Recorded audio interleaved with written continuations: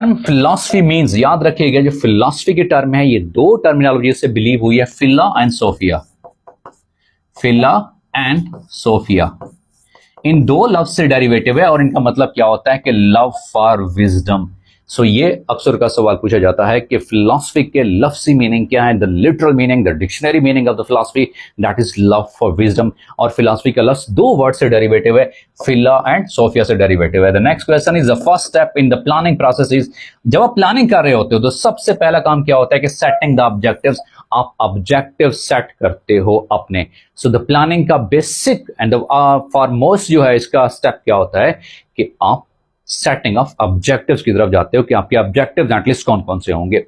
The next question is trial and error theory. Trial and error theory किसने दी थी, तो ये सवाल पूछा गया था, एडवर्ड ली थॉर्डक साहब ने दी थी ये basically trial and error theory. The next question is effectiveness of the curriculum is determined by, याद रखिएगा इवैल्यूएशन ही होती है। किसी क्यूरिकुलम को जब आप उसकी इफेक्टिवनेस को देख रहे हो कि हाउ मच, कितना ये यूजफुल था या नहीं था, सो इसकी इफेक्टिवनेस कैसे पता चलती है, ये इवैल्यूएशन से पता चलती है। और वंस अगेन मैंने कहा है कि हर दफा ये सवाल पूछा जाता है इवैल्यूएशन डिसीजन मेकिंग है या जजमेंटल है, तो याद रखिएगा evaluation is judgemental.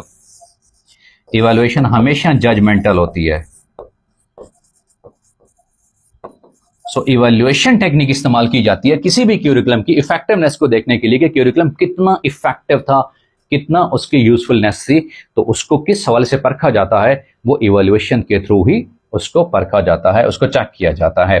The major objective of Aligarh movement was to perform. अच्छा, अलीगढ़ मूवमेंट का सबसे अहम मकसद यह था कि साइंटिफिक अप्रोच भी थी, इंग्लिश भी था, और सबसे अहम अप्रोच ओवरऑल अगर बात की जाए कंप्रिहेंसिव, वो एजुकेशन था कि एजुकेशन को प्रमोट किया जाए। एक और सवाल पूछा जा सकता है कि अलीगढ़ मूवमेंट जो है इसकी डिफरेंट इसकी स्टेजेस भी हैं, जिसमें मुख्तलिफ कॉलेजेस बनाया गया, मुख्तलिफ स्कूल बनाया गया, फिर यूनिवर्सिटी बड़ी है अलीगढ़, और सर सैयद अहमद खान ही इसके पायनियर हैं। सर सैयद अहमद खान ने ये सारा कुछ काम किया था। अलीगढ़ और उस वक्त की जो मदरसा देवबंद है, अलीगढ़ एंड देवबंद इंस्टीट्यूट, ये एक दूसरे के एंटी पैरेलल काम कर रहे थे। याद रखें, अगर अलीगढ़ इंस्टीट्यूट काम कर रही थी साइंटिफिक अप्रोच के हवाले से, तो देवबंद साहब वाले कहते थे कि रिवाइवल ऑफ रिलीजियस स्पिरिट करो, आओ अपनी दीन की तरफ, हमारा दीन जो है वो मिटता जा रहा है, तो दीनी अकदार जो खत्म होती जा रही हैं।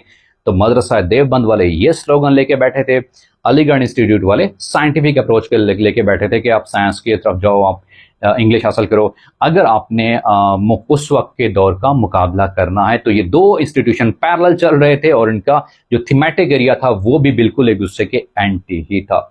इसको मौलाना नानवती साहब चला रहे थे और इसको सर सैयद अहमद खान चला रहे थे। First educational conference was held in